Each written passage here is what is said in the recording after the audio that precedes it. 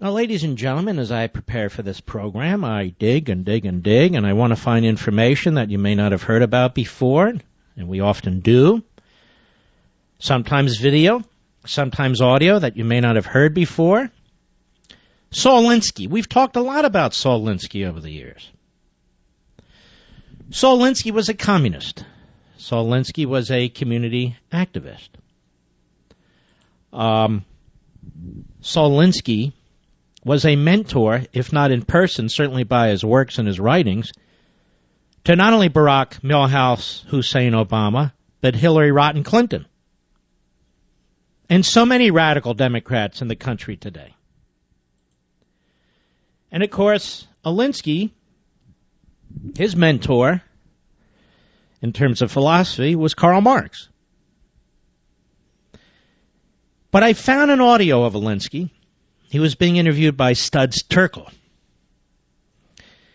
And we have a short clip of Alinsky, and I'd like you to listen very, very carefully. Put up the volume, because it tells you exactly where Obama's head is. Cut 14, go. You see, when you're out to really get change, every community, every place is organized. When sociologists talk about social disorganization or that communities are disorganized, they know what they're talking about. You can go into the creditiest community. It's got a policy racket going. It's got a syndicate going. It's got a political organization that is crooked as hell. And they're being exploited if it's a company town. But it's organized, you know. It's a contradiction in terms to say that there's such a thing as a disorganized community. So that the job of an agitator is first to... If he's going to, it's really not organizing a movement, he's reorganizing it. First, he's got to change the whole pattern. He's got to disorganize it. That's why he's an agitator. And after he disorganizes it, then he reorganizes it. He has to disorganize the community and then reorganize it.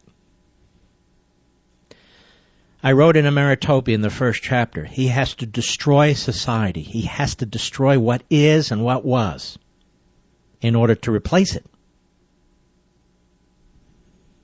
He has to dismiss what's come before, reject history and tradition and custom and our institutions, reject our heritage, and replace them all. This is quintessential Karl Marx. Quintessential Karl Marx. This is quintessential Saul Alinsky. This is quintessential Barack Obama.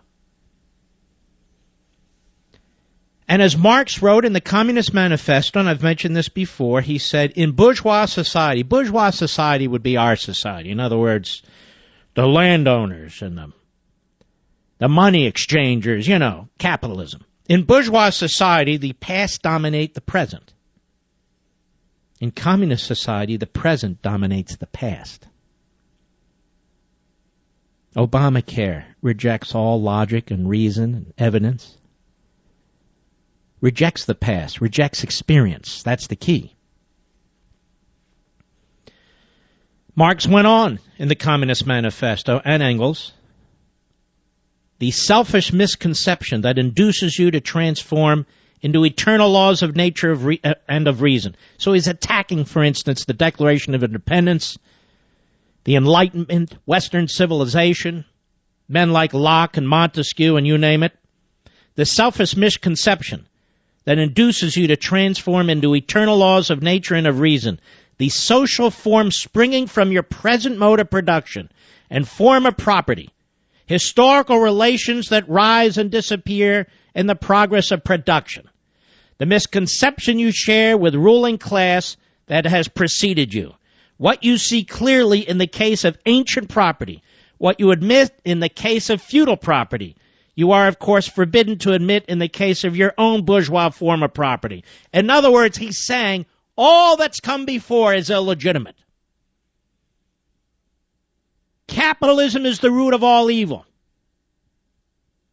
Individual initiative, driven by wealth creation, is illegitimate. That our society, in America, capitalist society, is built on thousands of years of illegitimacy. And it all must be swept away. It all must be rejiggered. It all must be re-engineered. That's what Marx is saying. That's what Alinsky is saying. And that's what Obama is doing.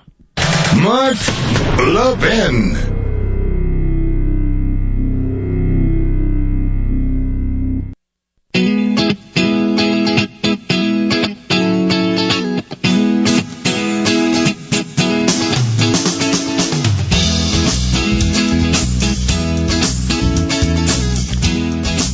This is why Holder endlessly is talking about race. This is why Obama and Hillary are endlessly talking about inequality. This is why they attempt to get the younger generation upset over a variety of issues. This is why they try to, quote-unquote, go after the women's vote in the way that they do. This is all about destroying our existing society in order to remake it. These are very, very radical and dangerous people. And the irony is they've been quite successful because the Republican Party doesn't even realize what they're dealing with. The Republican Party is always looking for half measures, always looking for ways to find agreement. You have Chris Christie running around talking about bipartisanship and we all need to work together. He doesn't have a clue. He's so senseless about what he means. Why should we contribute to our own downfall? Why should we contribute to our own dissolution? You know, Hayek makes the point that the so-called conservatives aren't conservatives at all. That fundamentally they don't believe in the individual. Fundamentally they don't believe in private property rights. Fundamentally they reject the Enlightenment too. And you can hear it when you hear Karl Rove speak, or Jeb Bush speak, or Chris Christie speak, or Boehner, or McConnell. They're so over their heads. They don't even understand who and what they're dealing with. They don't understand this force, if you will. One more time. Listen very carefully. Saul Alinsky talking about the job of a community agitator, because Barack Obama heard this. He lived it. He practiced it. And he still is in the Oval Office. Please listen. Saul Alinsky, cut 14, go. You see, when you're out to really get change, every community, every place is organized. When sociologists talk about social disorganization or that communities are disorganized, that's what they're talking about. You can go into the creditious community. It's got a policy racket going. It's got a syndicate going. It's got a political organization that is crooked as hell. And they're being exploited if it's a company town, but it's organized, you know? It's a contradiction in terms to say that there's such a thing as a disorganized community. So that the job of an agitator is first to, if he's going to, it's really not organizing a movement, he's reorganizing it. Stop. He's reorganizing the movement. He's reorganizing the community. He's reorganizing the country. He's fundamentally transforming it, if you will. Go ahead. Change the whole pattern. He's got to disorganize it. That's why he's an agitator. And after he disorganizes it, then he reorganizes it. Just like Marx, just like Obama. You have to destroy it. You have to take it down. Now, here's the problem. For most of our history, the American people have been very satisfied with their society, very satisfied with their country. Yes, the proletariat, or what we would call today, what Marx would call too, the middle class, isn't rising up because it would be rising up against itself. The vast majority of people, the vast majority of you, believe you're in this middle class, even though it has no definition. We even talk in these Marxist class terms, even though we're not a Marxist country, well, we're becoming one. But my point is, there is no caste system in America. There is no feudal system in America. And to the extent there becomes one, it's because of the left, not because of conservatives.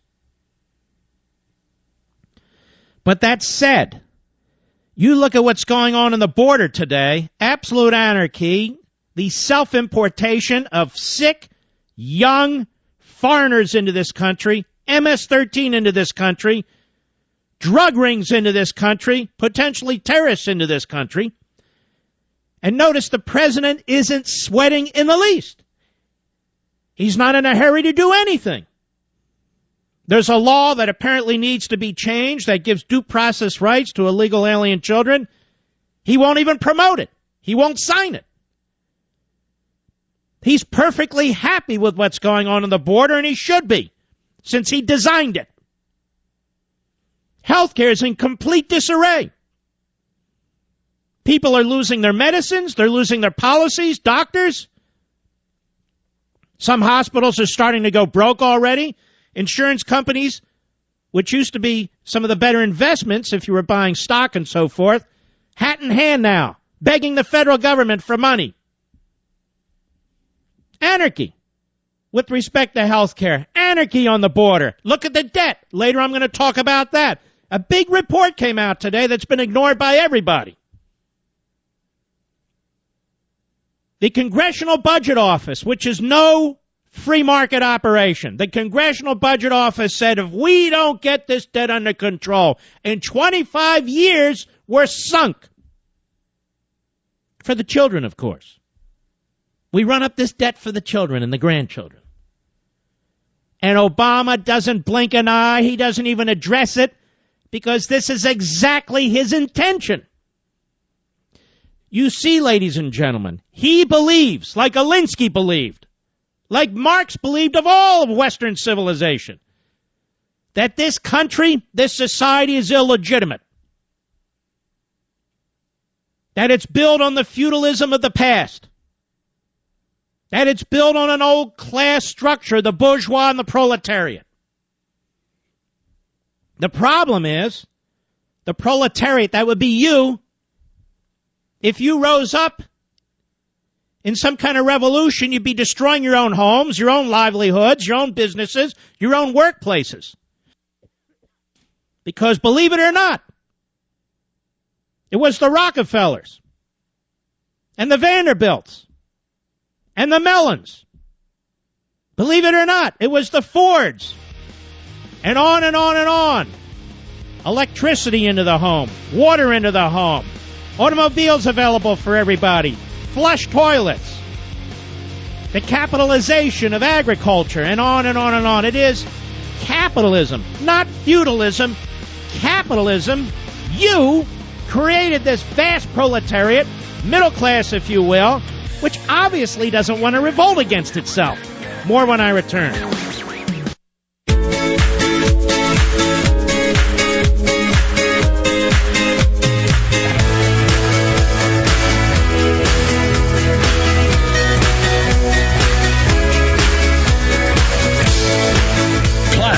Conservative fire. The Mark Levin Show. Call in now at 877-381-3811. You can see where these leftists, no matter how low their IQ, think they're superior to the rest of us. You can see where they think they actually are going to remake society. I call them utopian statists. But you see, there's a problem. You're in the way. You're in the way. In the Communist Manifesto, I'm trying to give some perspective to what's going on in this country, not just railing about it. All history is history of class struggle. Whatever form they may have taken. One fact is common to all past ages, write Marx and Engels, the exploitation of one part of society by the other. No wonder, then, that the social consciousness of past ages, despite all the multiplicity and variety it displays, moves within certain common forms or general ideas which cannot completely vanish except with the total disappearance of class antagonisms. The communist revolution is the most radical rupture with traditional property relations. No wonder that its development involves the most radical rupture with traditional ideas. You see, ladies and gentlemen, our nation was founded on the notion of individual freedom. And that individual freedom involves your own labor, whether it's physical or intellectual or both. And then it manifests itself, that freedom, in property rights. If you spend 8 hours a day, 10 hours a day, 12 hours a day, breaking your back, and you accumulate some wealth, whatever form it is, it doesn't matter, property, personal property, real estate, monetary, you put it in the bank, whatever it is, that's considered the fruit of your labor. The fruit of your labor that you are supposed to enjoy, that your family's supposed to enjoy, that your church or synagogue or whomever you wish to contribute to is supposed to enjoy. And it creates a healthy society. It motivates people. And it's freedom for the individual to pursue his or her desires. That's what it means in the Declaration of Independence. Life, liberty, and the pursuit of happiness. That's not about hedonism. That's about individuals finding their own way. Determining what a full life is for you, for your family. Nobody else can tell you how to achieve that. And most of the people who try are miserable in their own lives. And so, what Marx and Engels are claiming, are asserting, is that the proletariat, you, will rise up in a working class revolution. This is me speaking. And replace this bourgeois. It will, quote, use its political supremacy to wrest by degrees all capital from the bourgeois, to centralize all instruments of production in the hands of the state. That is, of the proletariat organized as the ruling class, and to increase the total of productive forces as rapidly as possible. And the truth is, what these people do is manipulate the citizenry.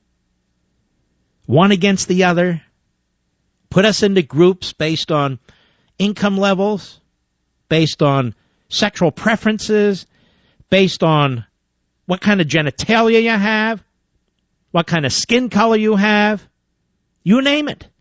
Because the game here is to take us down, to divide us, to break us into little pieces, and then put us back together again. That's why Holder's out there endlessly obsessed with the issue of race. He's the bigot. He's the coward. That's why Obama doesn't give two craps about what's happening on the border, has no intention of visiting, is not going to roll back Obamacare, is not going to pull back from his agenda at all. So it collapses. That's the point. But Marx and Engels go further. And what I'm reading to you, ladies and gentlemen, was studied by Mao and Stalin and Lenin and Trotsky, studied by the so-called European socialists who are just Marxist lights, and studied by the Democrats in the Democrat Party in the United States. The Schumers, the Sanders, and so forth and so on. So almost as an aside in the Communist Manifesto, Marx and Engels write this. Of course, in the beginning, this cannot be effected except by despotic inroads on the rights of property and the conditions of bourgeois production. Let me repeat this because it's crucial. It's crucial. Of course, in the beginning, this cannot be effected except by despotic inroads on the rights of property and the conditions of bourgeois production. And they acknowledge that at least initially there's going to be societal dislocation and misery. Quote, by means of measures, therefore, which appear economically insufficient and untenable, but which in the course of the movement outstrip themselves, necessitate further inroads upon the old social order, and are unavoidable as means of entirely revolutionizing the mode of production. In other words, we understand Obamacare is a monstrosity. So what? That's beside the point. We understand there's going to be misery. We understand Obamacare is insufficient. We understand it's untenable. We understand there's going to be societal dislocation. That's the point. And when people are furious enough, miserable enough, unhappy enough, then Humpty Dumpty puts it all back together again with an all-powerful centralized government that dictates how you live, where you live, and even whether you live. I pointed this out before, and it's in Ameritopia. During the early part of the aftermath of the Russian Revolution, Lenin confides in one of his fellow revolutionaries that while Marx tells us how to get here, he doesn't tell us how to rule. Lenin said Marx doesn't tell us how to get from this, a revolution, to that, a worker's paradise. There's no prescription. There's no plan. There's no design. We get the part about violence. We get the part about destroying society. We get the part about spreading misery and economic dislocation. We've got that down great. But now what? Now what do we do? And of course, over a period of just a few years, Stalin took out his competition. Lenin, on his deathbed, was very, very concerned about Stalin. Not that Lenin was any great shakes, another mass murderer, but he was concerned particularly about Stalin. And Stalin worked his way in, as we all know, and history is history. But I'm giving you, I hope, a sense for the environment that Obama lives in, for his mindset and those of the radical professoriate and others he surrounds himself with. This is how they think. This is who they are. So you, as patriotic Americans who don't want to fundamentally transform America, who don't want to spread misery and social dislocation, who don't want the society to fail, you who are invested in it, you who go to work every day, you who provide for your families every day, you are a problem for Obama. You are a problem for the Marxists. You are a problem for the Democrat Party. And you ready for this? Have to be destroyed. Your lifestyle has to be destroyed. That's what this radical environmental movement is all about. Shutting down coal mines, shutting down steel mills, all this stuff about propellers and solar energy. It's all crap. It's about an attack, a frontal assault on capitalism. Your way of life, the way you make money, the money you put in the bank, you prepare for your retirement. They want to do away with this. You must become a subject of the state in one form or another. Obama lies through his teeth, pushes through Obamacare, something they've wanted for a century. He sees his opportunity as a supermajority in the House, a supermajority in the Senate, and they go for it. You never had a chance to read it, to study it, to understand it, and neither did anybody who voted for it, neither did Obama who signed it. But it didn't matter. The particulars are beside the point. It was a massive shift of your liberty to government tyranny.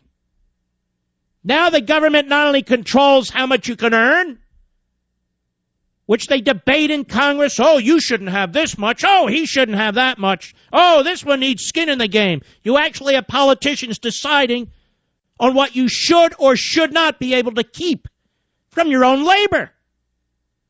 But now you're going to have them deciding whether you should be medicated or not, whether you should see a doctor or not.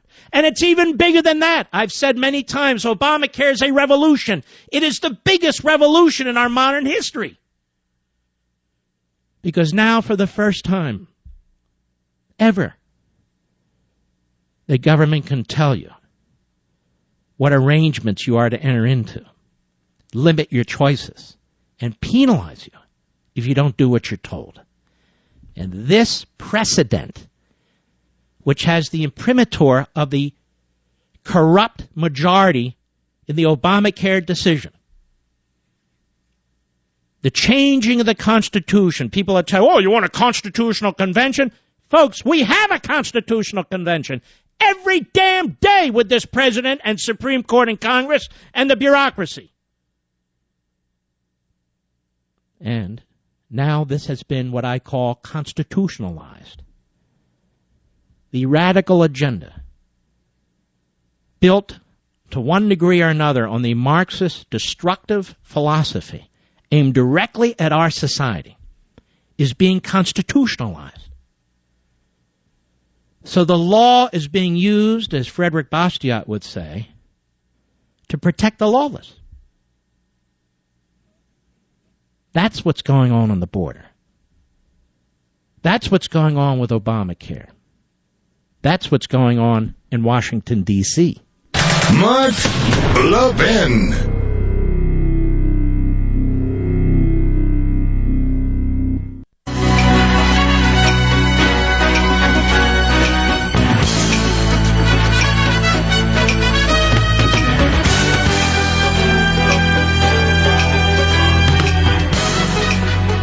Don't worry, Mr. Producer, I got it, but I found it.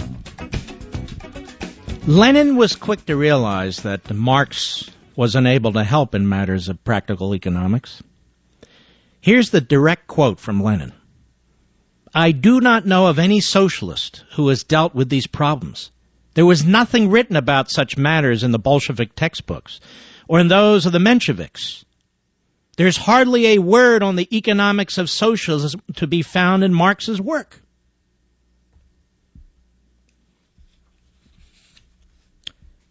Great philosopher. I think a man that deserves far more attention than he gets, and you may want to Google him. And I've used him in 2 of my books. I've referenced him. French philosopher, Raymond Aron. Half a century ago, here's what he said about Marx and his claptrap. He wrote, to declare flatly that a worker in a capitalist factory in France or the United States is by definition exploited, and that a worker in a Soviet factory is not an example of synthetic thought. It is pure nonsense. It is merely a convenient way of substituting verbal gymnastics for a painstaking investigation of reality. This whole Marxist philosophy and those who follow the agenda is a fraud. It rejects human experience. It rejects man's nature. It pretends that we're going to find a handful of angelic masterminds who somehow are going to have all this knowledge and goodwill, the most virtuous among us, not those who claw their way to the top either politically or by shooting people in the back, to impose their will on all of us. You want to see the Marx paradise? It's called North Korea. It's called Zimbabwe. It's called Venezuela. It's called Cuba. There's your paradise. And why we accept any degree or aspect of that paradise, I will never know. When the antidote to that is our founding, is our Declaration, is our Constitution, is the Enlightenment, which our politicians more and more reject. Hillsdale College. I believe kids today really do want to be inspired to be better. And they're going to need you to do it. They want to be exposed to material that challenges them and gets them thinking. They're sick and tired of being given drivel, mindless TV shows, dumbed-down books, stupid stuff. So I challenge you to take this challenge. Watch one of Hillsdale College's free videos on the great books with your kid. Spend less than 1 hour checking out these free online courses. First of all, it'll knock your socks off. But even more importantly, it could change the heart and minds of your children, who will become hungry for real, good, substantive stuff. These on-demand 35 to 50-minute lectures are fantastic. Hillsdale College inspires us with truth. and encourage us to pursue what is noble and highest and best. And you can register right now for Great Books 101 for free at levinforhillsdale.com, and you'll have instant access to 10 free fascinating lectures. You can watch them when you want from your iPad or your laptop. You can watch them at home, on the road, even at the pool. Even if you only watch Hillsdale President Dr. Larry Arnn's introduction to the course, you and your family will be inspired to spend more of your time on books and material that's truly important in life. And you'll end up having a wonderful time, a wonderful conversation about things that really matter. So give it a try. Don't miss this Hillsdale College free online course. Register right now, today, for a limited time, for Great Books 101, free, at levinforhillsdale.com. That's Levin for Hillsdale.com. So as you can see, the Democrat Party is not the Democrat Party of old. And by of old, I don't even mean FDR. I mean the Democrat Party of old. Before FDR. The Democrat Party today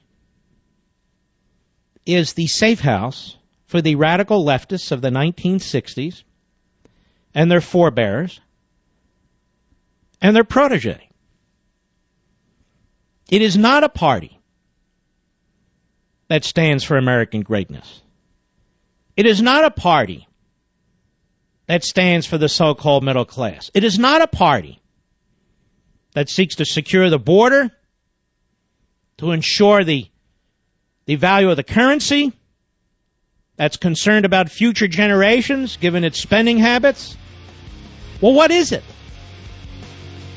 It's a party that believes in big, insatiable, centralized government, endless redesigning of society, endless usurpation of your unalienable rights. It's the party of Marx. In the end, that's what it is.